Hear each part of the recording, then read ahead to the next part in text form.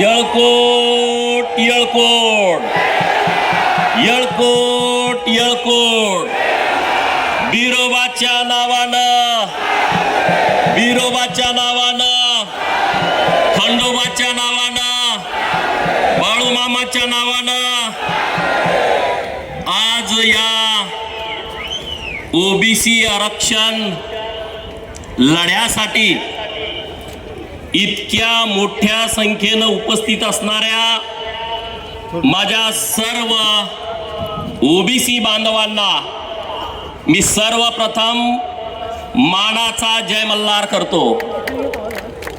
माननीय छगन भुजबळ साहेब यांच्या प्रमुख उपस्थितीत व्यासपीठावरील सर्व ओबीसी नेते आणि तुम्ही सर्वजण, आज निसर्गाची पण साथ आहे आपल्या ओबीसी मेळाव्याला, जरा शिरवाळ पडलंय बरोबर ना। इतक्या मोठ्या लाखोच्या संख्येनं उपस्थित असणारा, गावगाड्यामध्ये राहणारा माझा ओबीसी समाज, मित्रांनो आज आपण इतक्या मोठ्या संख्येनं आपल्या आरक्षणाच्या लढ्यासाठी जमलोय। आपल्या ओबीसींचा आरक्षणाचा लढा एका वाक्यात सांगायचं म्हटलं तर कॅन्सर पेशंट अजून दवाखान्यामध्ये घ्यायचा आहे, 4th स्टेजचा कॅन्सरचा पेशंट अजून दवाखान्यात घ्यायचा आहे, त्याला बेड उपलब्ध व्हायचा आहे, तवर सर्दी खोकलावाला म्हणतोय माझं डायरेक्ट ऑपरेशन करा, मला ताबडतोब आतमध्ये घ्या। बरोबर का चूक आहे? आता दवाखान्यात कुणाला घ्यायचं हे सरकार नावाचा जो कंपाऊंडर आहे त्याच्या हातामध्ये हा सगळा खेळ आहे। कुणाला पहिला आतमध्ये घ्यायचं, कॅन्सर वाल्याला घ्यायचं का सर्दी खोकलावाल्याला घ्यायचं, हे आता सरकार नावाच्या कंपाऊंडर वरती अवलंबून आहे। आणि आमचा डॉक्टर वरती 1,00,000% विश्वास आहे, कारण आमचा फिक्स डॉक्टर आहे डॉक्टर बाबासाहेब आंबेडकर। त्या डॉक्टरच्या दवाखान्यामध्ये योग्यच उपचार होणार, डॉक्टर बाबासाहेब आंबेडकर साहेबांच्या दरबारामध्ये योग्यच न्याय मिळणार, त्यामुळे चिंता करण्याची गरज नाही। मित्रांनो आज डिसेंबरच्या महिन्यामध्ये 9 तारखेला आपली सभा आहे आणि डिसेंबर महिन्याचं एक महत्व आहे। डिसेंबर महिन्यातल्या 2 तारखा आपल्यासाठी महत्वपूर्ण आहेत। 1 तारीख आहे 3 डिसेंबर, सिंहासनाचा कुठलाही गंध नसणारा, सिंहासनाचा कोणताही संबंध नसणारा दासी पुत्र यशवंतराव होळकर स्वकर्तृत्वावरती चक्रवर्ती झाला। आणि दुसरी तारीख महत्वाची आहे 6 डिसेंबर, ज्या माणसानं आपल्याला माणूस म्हणून जगण्याचा अधिकार दिला, ज्यांच्या जीवनामध्ये अपमान सहन करावा लागला, त्या मानवानं धम्मचक्र प्रवर्तन केला। 2 चक्र महत्वाचे आहेत, एक चक्रवर्ती आणि धम्मचक्र प्रवर्तन।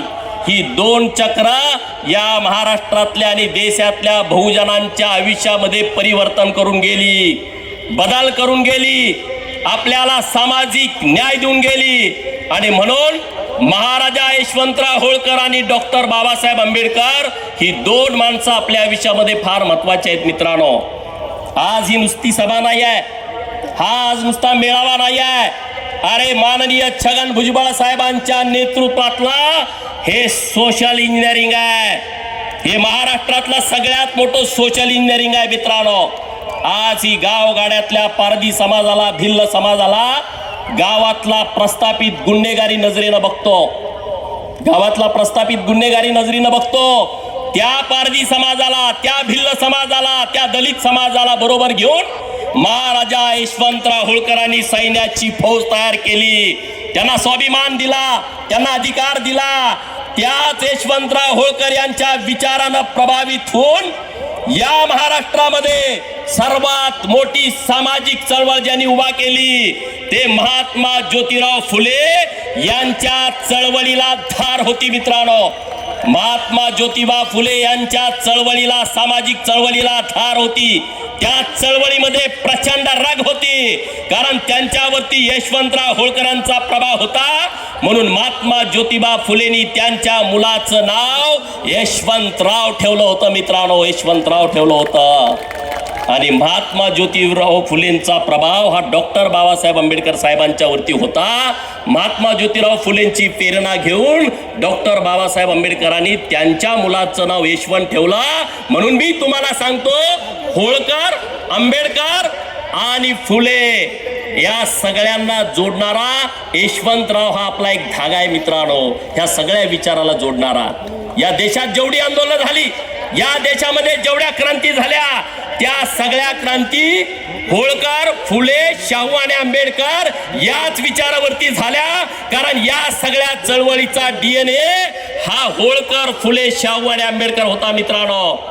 आज महाराष्ट्रामध्ये सगळे ओबीसी एकत्र व्हायला लागलेत, एकजूट व्हायला लागलेत. याचं सगळं श्रेय माननीय छगन भुजबळ साहेबांना जातं. या वाघानं डरकाळी फोडली, या सिंहानं सिंहगर्जना केली आणि गावगाड्यातला पालामध्ये राहणारा पोरगा सुद्धा आता तरतरीत झाला. त्याला सुद्धा कळालं की आमचे हक्क, आमचे अधिकार आम्ही आता जतन करून ठेवले पाहिजेत. म्हणून सगळ्यांनी जोरदार टाळ्या वाजवून छगन भुजबळ साहेबांचं अभिनंदन केलं पाहिजे मित्रांनो. जोरदार टाळ्या वाजवा. ही धमाक, ही शक्ती, ही ताकद ही भुजबळ साहेबांच्या मध्ये. व्यासपीठावरती सगळे ओबीसी नेते आहेत, पण मी भुजबळ साहेबांचं कौतुक करतोय म्हणल्यावरती काय काय जणांना जरा वेगळंच वाटतंय. अरे जो ओबीसीच्या हिताचं, जो भटक्या विमुक्तांच्या हिताचं संरक्षण करतोय, त्या नेतृत्वाच्या पाठीमागं उभं राहिलं पाहिजे. ही आपली सगळ्यांची भूमिका असली पाहिजे. आणि म्हणून भुजबळ साहेब तुमच्या पाठीमागं मोठ्या संख्येनं लोक आहेत. अजून तुम्ही सगळ्या गावापर्यंत गेला नाही. सगळ्या लोकांच्या मध्ये काय चाललंय हे तुमच्यापर्यंत आलं नाही.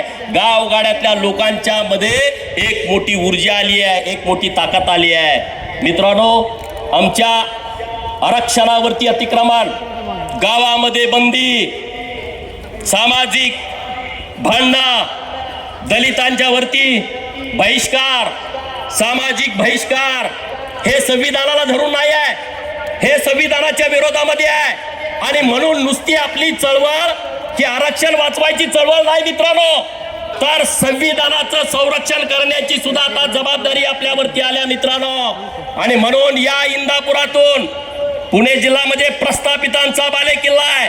या प्रस्थापितांच्या जिल्ह्यातून या महाराष्ट्रातल्या भीमसैनिकांना, या महाराष्ट्रातल्या ओबीसींना मी एकच आवाहन करतो, अरे सरफरोशी की तमन्ना अब हमारे दिल में है, देखना है जोर कितना बाजू ये कातिल है. हे गाणं आता आमच्या ओबीसी चळवळीचा प्रमुख राहील. या सगळ्या लोकांनी पुढे आलं पाहिजे, सगळ्या लोकांनी ताकदीनं बोललं पाहिजे. भुजबळ साहेब, पुण्यश्लोक अहिल्यानगर जिल्ह्यामध्ये मी एकदा आंदोलन केला आणि त्याच दिवशी आमच्या एका मेंढपाळांच्या वरती जीवघेणा हल्ला झाला. मेंढपाळावरती रोजच हल्ले होत आहेत, तरी सुद्धा समाज ताकदीनं आमच्या बरोबर उभा राहतोय. मी सरकारकडे विनंती केली आहे, मेंढपाळाच्या संरक्षणासाठी सरकारने कायदा करावा आणि त्या विषयामध्ये छगन भुजबळ साहेब तुमची आम्हाला पाठिंब्याची गरज आहे. तुमचा आम्हाला पाठबळ त्या विषयामध्ये हवा आहे मित्रांनो. पाहिजे की नाही भुजबळ साहेबांचं पाठबळ? अरे मग जोरात आवाज द्या ना.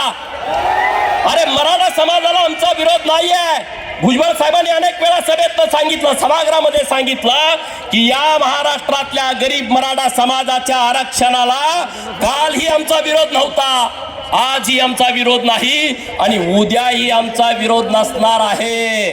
त्यांना त्यांचं सेपरेट आरक्षण देण्याला आमचा कुठलाच विरोध नाही. आणि मग ओबीसी तुमचा शत्रू कसा झाला? ओबीसी वरती तुम्ही कशासाठी आग पकड करताय? अरे जमिनी तुमच्या घेतल्या कोणी? त्या जमिनीमध्ये कारखाने उभा कुणी केले? त्यामध्ये सूतगिरण्या, त्यामध्ये बँका कुणी उभा केल्या? त्यामध्ये कॉलेज उभा कुणी केली? या महाराष्ट्रातल्या मराठा समाजाला नागवलं कुणी? त्या संस्थांमध्ये 50-50 लाख रुपये घेऊन गरीब मराठा समाजाच्या पोरांना तुम्ही भरती केलं. ते पैसे कुणी घेतला? ओबीसीनी घेतला. ते पैसे कुणी घेतला? अरे तुमचा नेमका शत्रू कोण आहे तुम्ही ओळखा ना. अरे तुमचा सूर्याजी पिसाळ तुमचा कोण आहे ओळखा आणि मग त्याच्या मागे लागा.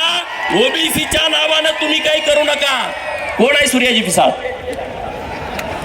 कोण आहे? अरे धनगराच्या आरक्षणाला कुणाचा विरोध आहे? ओबीसीच्या आरक्षणाला. अरे पहिल्यांदा तुम्ही म्हणला मराठवाड्यातल्या लोकांना दाखले चेक करा. झालं, मराठवाड्यातलं चेक केलं. परत तुम्ही म्हणताय सगळ्या महाराष्ट्रातले दाखले चेक करा आणि परत तुम्ही म्हणताय सरसकट सगळ्यांना कुणबीचे दाखले द्या. ही कुणाची भूमिका आहे? हे कोण डोक्यात घालताय? कोण डोक्यात घालताय? अरे म्हणून हे सगळे विषय तुम्ही समजावून घ्या, नीटपणे सगळे विषय समजावून घ्या. ओबीसीच्या हितासाठी आपण सगळ्यांनी एकत्रित यायचं आहे. ओबीसीच्या हिताच्या आडवा येईल त्याला आडवी करायची तयारी आपली सगळ्यांची असली पाहिजे. मित्रांनो, तुम्ही इथून पुढच्या काळामध्ये चिंता करू नका. आज महत्वाचे काही विषय आहेत ते विषय मी तुमच्या समोर मांडतो. ओबीसीच्या 22-23 योजना रखडल्या होत्या. भुजबळ साहेबांनी जेव्हा अंबडमध्ये सभा घेतली त्या सभेचा इतका इफेक्ट झाला. मित्रांनो, मुख्यमंत्री महोदयांशी बोललो, त्याने एक अधिकारी त्या विषयावरती नेमलाय. काही ओबीसीच्या योजना मार्गी लागल्या, काही योजना मार्गी लागायचं बाकी आहे. ते भुजबळ साहेब निश्चितपणे बघतील. हे कशामुळे होत आहे? हे तुम्ही संघटित झाला, अंबडमध्ये सगळेजण एकत्रित आला म्हणून आता हे सगळं सरकार सुद्धा तुमच्या बाजूने निर्णय घ्यायला तयार झालाय. मित्रांनो, अजून काही योजनांचे पैसे यायचे आहेत. भुजबळ साहेबांना मी विनंती करतोय, नागपूरच्या अधिवेशनामध्ये त्याही सगळ्या विषयाला न्याय मिळावा असा प्रयत्न आपल्या माध्यमातून निश्चितपणे झाला पाहिजे. ओबीसीच्या सगळ्या नेत्यांना माझी हात जोडून विनंती आहे की वज्रमुठ सैल्य करू नका. राजकारण, जात पात, धर्म हे बाजूला ठेवा. सगळे ओबीसी नेते एक या आणि भुजबळ साहेबांच्या पाठीमागे ठामपणे उभा राहावा. एखादा नेता इकडं तिकडं गेला तर काही फरक नाही, पण मी हात जोडून विनंती करतोय की सगळे ताकदीने उभा राहावा. कारण आता गावगाड्यातला सगळा ओबीसी एक झालाय. गावगाड्यातली सगळी लोक एक झालेत. अरे अजून आम्हाला जाळायला स्मशानभूमी नाही. शीतल साठेने आता गाणं म्हटलं, सचिन माळीने. अरे अजून आम्हाला जाळायला स्मशानभूमीमध्ये आमचं प्रेत नेलं तर त्यांना म्हणतात इथं जाळू नका, तुमची स्मशानभूमी तिकडं आहे. स्मशानभूमी कुठं? म्हणजे वड्यात तुम्हाला जाळा. आज कुणबी सरसकट दाखले द्यायचं चालू केलाय, ज्यांच्या नोंदी सापडल्या.